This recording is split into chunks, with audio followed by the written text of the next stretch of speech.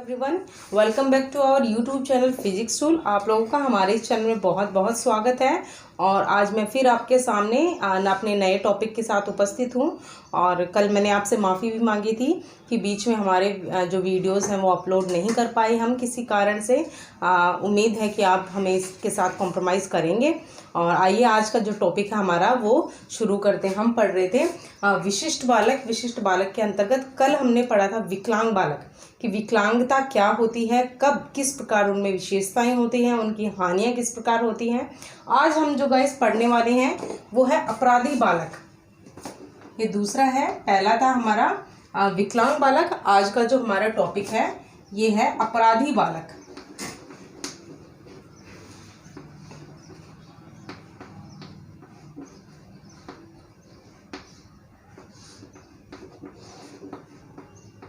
देखिए गाइस, अपराधी बालक पढ़ने से पहले हमें जानना होगा कि अपराध क्या होता है।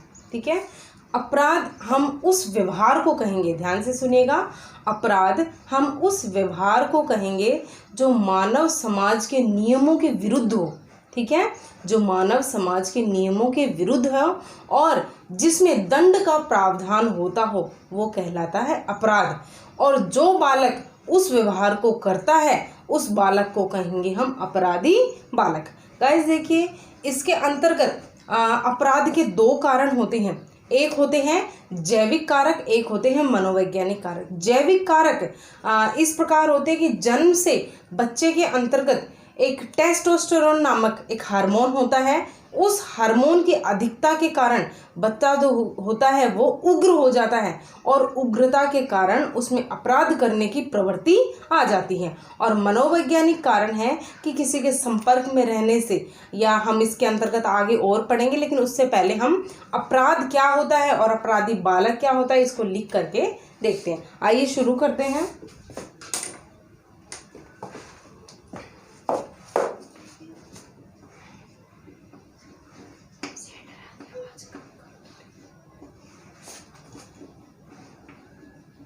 किसी प्रकार का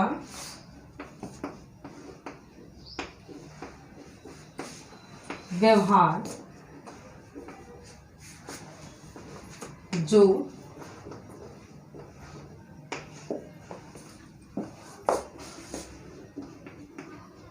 मानव समाज के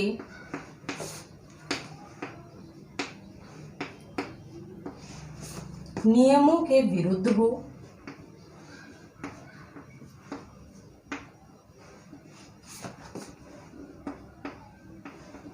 और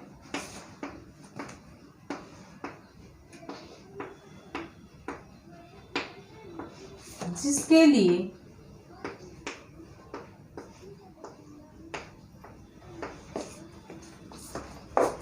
दंड का प्रावधान हो।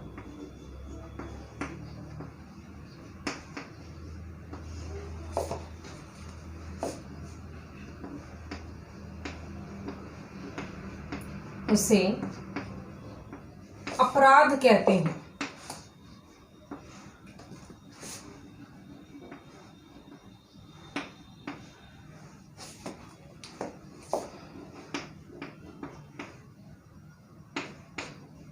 और जो बालक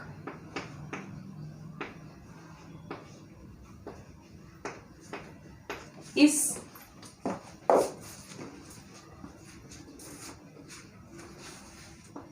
आपराधिक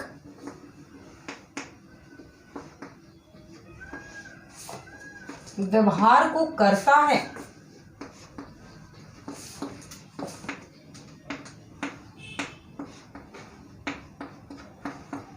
उसे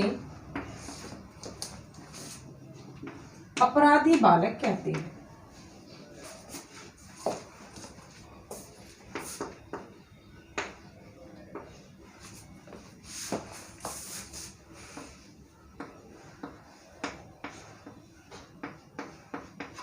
इसमें जो दंड है वो संवैधानिक दंड की बात कर रहे हैं हम, यानी संविधान के अंतर्गत उस व्यवहार के दंड के लिए क्या है, प्रावधान दिए गए हों उसको हम बोलेंगे अपराध। देखिए गाइस, मैंने लिख दिया है किसी भी प्रकार का जो व्यवहार होता है जो मानव समाज के नियमों के विरुद्ध होता है। मानव समाज में रहने के लिए, सरवाइव करने के लिए हमने कुछ नियम बना के रखे जिसके लिए हम आसानी से जीवन जी सकते हैं और दूसरों को भी जीने दे सकते हैं। उन नियमों के विरुद्ध जा करके कोई व्यक्ति व्यवहार करता है, कोई बालक व्यवहार करता है तो वो अपराधी कहलाता है। और उस अपराध के लिए संवैधानिक दंड का प्रावधान भी होता है, यानी संविधान के अंतर्गत उस अपराध के लिए दंड भी दिया जाता है, उसे कहते हैं अपराध। और जो बालक उस अपराध को, उस अपराधी व्यवहार को करता है उसको बोलेंगे अपराधी बालक।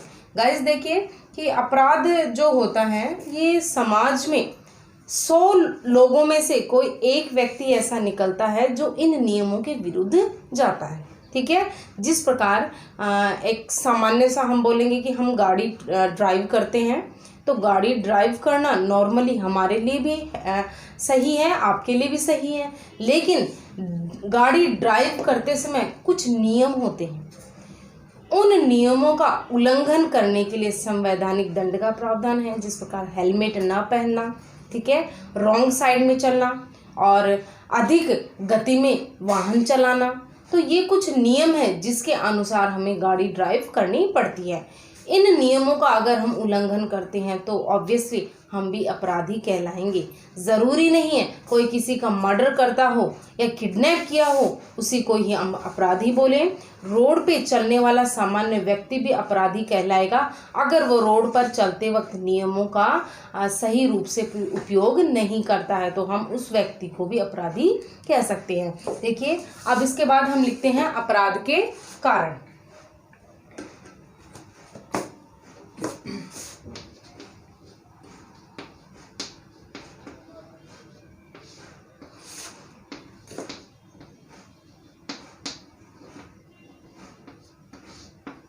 अपराध के गाइस 2 कारण हैं, इसको हम 2 कारकों के अंतर्गत पढ़ेंगे।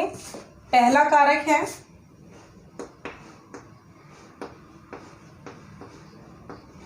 जैविक कारक।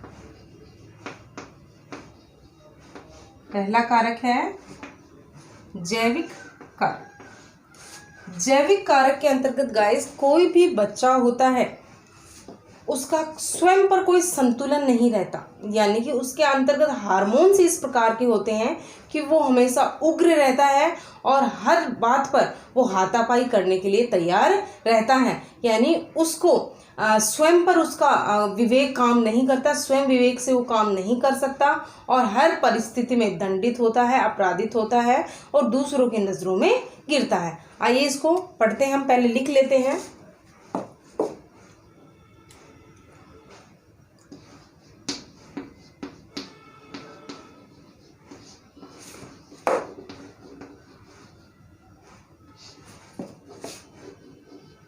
जैविक कारक के अंतर्गत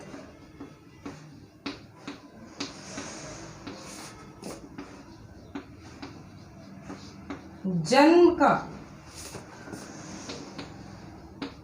प्रभाव अधिक होता है,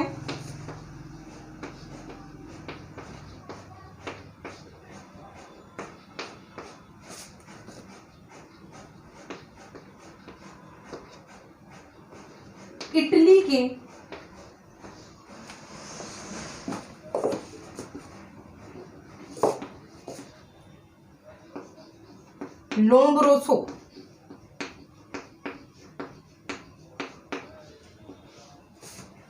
के लोम्ब्रोसो ने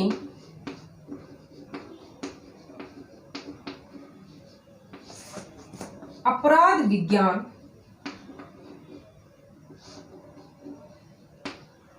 का एक केंद्र स्थापित किया।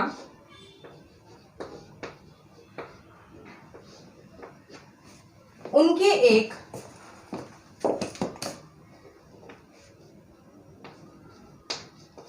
अध्ययन के अनुसार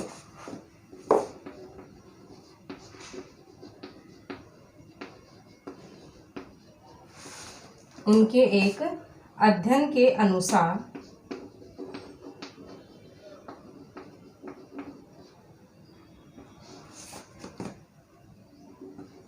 अगर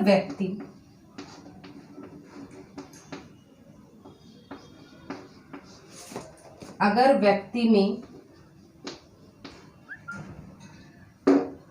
ये हार्मोन का नाम मैं अलग कलर से लिख रही हूं, टेस्टोस्टेरोन,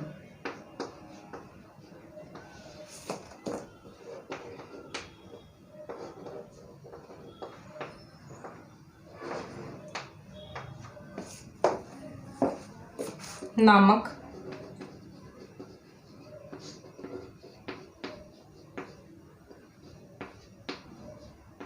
हार्मोन की मात्रा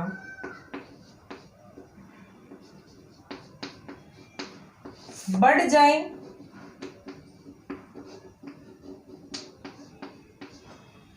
तब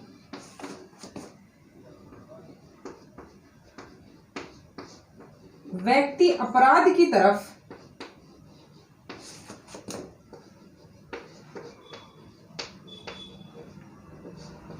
अग्रसर हो सकता है।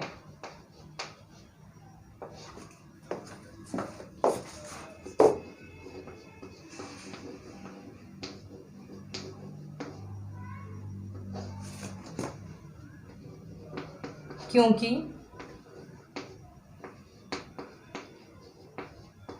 यह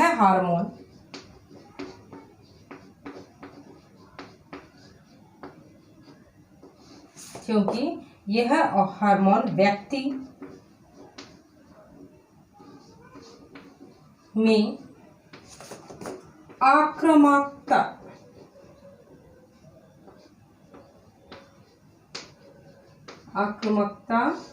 उत्पन्न करता है।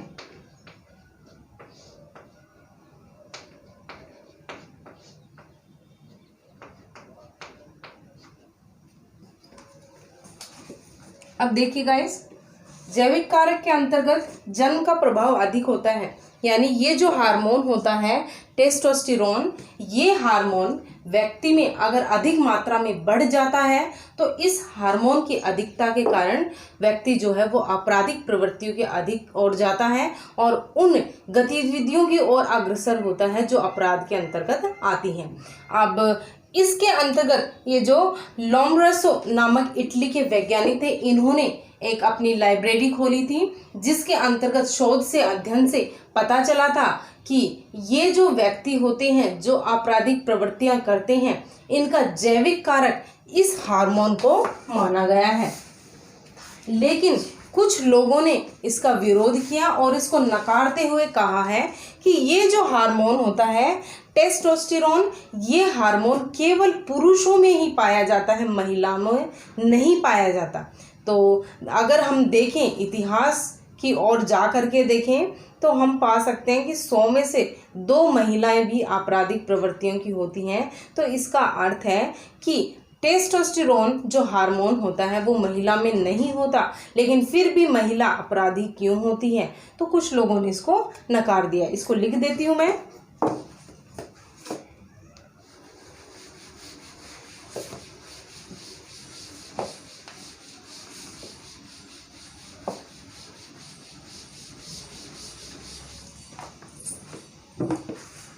लेकिन इस तथ्य को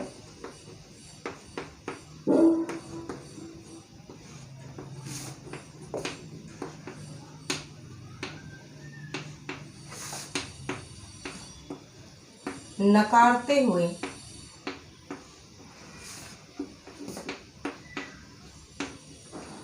कहा गया कि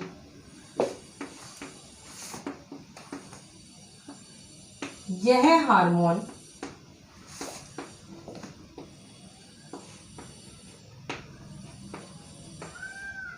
केवल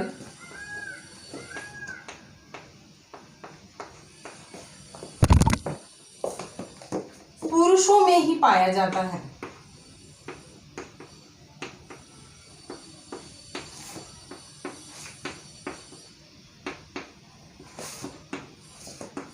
महिलाओं में नहीं। पुरुषों में ही पाया जाता है, महिलाओं में नहीं, जबकि महिलाएं भी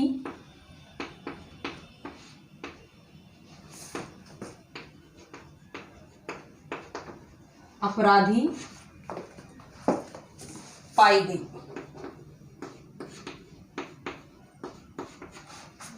देखिए गाइस, अगर इस हार्मोन की अधिकता के कारण व्यक्ति अपराधी होता है तो ये तथ्य हम लोग भी मान सकते हैं कि महिलाओं में इस प्रकार के हार्मोन की अधिक मात्रा, इस प्रकार के हार्मोन होते ही नहीं है और पुरुषों में होते हैं। तो इस हार्मोन के अनुसार तो केवल पुरुषों को ही अपराधी होना चाहिए, महिलाओं को अपराधी नहीं होना चाहिए। लेकिन आप कहीं भी देखते हैं तो आपको भी पता है कि अगर 10 व्यक्ति अपराधी हैं तो उनमें से एक महिला भी ज़रूर होगी। तो महिला में जो आक्रामकता होती है ये इस हार्मोन के कारण नहीं आती, तो महिलाएं अपराधी क्यों होती हैं। ठीक है, ये हमारा जैविक कारक था।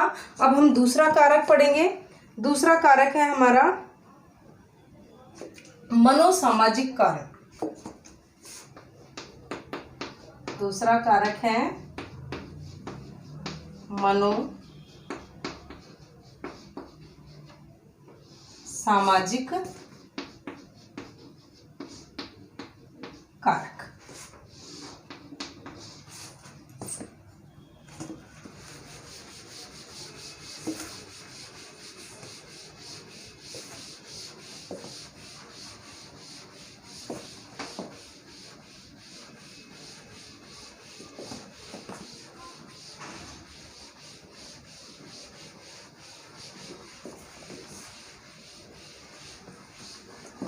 इसको हम बोलेंगे साइकोसोशियल फैक्टर।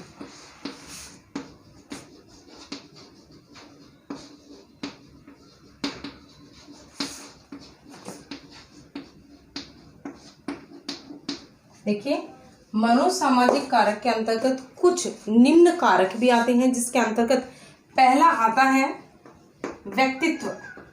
पर्सनैलिटी हमने पहले भी पढ़ा है, आपको याद आया हो तो इड, ईगो, सुपर ईगो जो फ्राइड ने बताए थे, मन के प्रकार थे हमारे इसके अंतर्गत।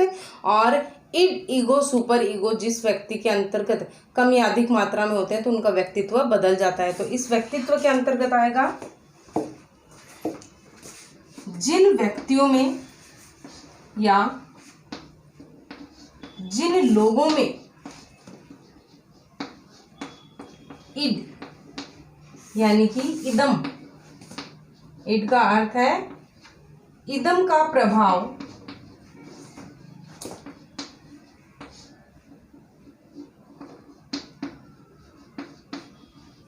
अधिक होता है,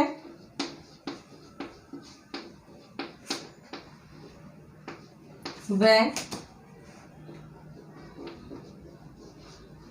ईगो, अहम,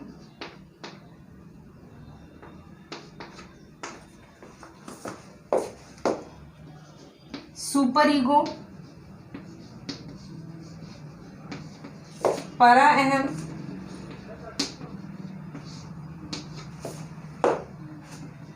कमजोर होते हैं,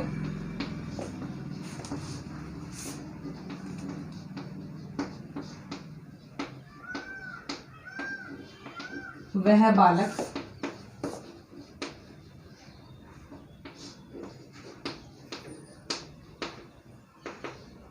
अपराधी प्रवृत्ति की ओर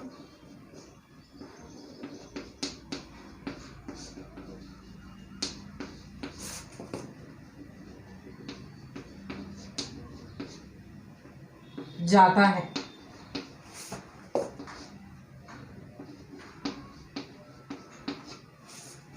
देखिए, व्यक्तित्व के अंतर्गत हमने इड, ईगो, सुपर ईगो पढ़ा था, इदम, अहम, परा अहम पढ़ा था कि जिस व्यक्ति में जो इदम की व्यक्तित्व की मात्रा अधिक होती है, वो व्यक्ति हर काम को करने की कोशिश करता है, वो काम जो उसके मन को संतुष्टि दे, चाहे वो काम अच्छा हो या बुरा हो, उस काम को अगर उसको करना है तो उसको अगर संतुष्टि मिलती है तो वो उस काम को अवश्य करेगा, चाहे वो आपराधिक कार्य ही क्यों ना हो।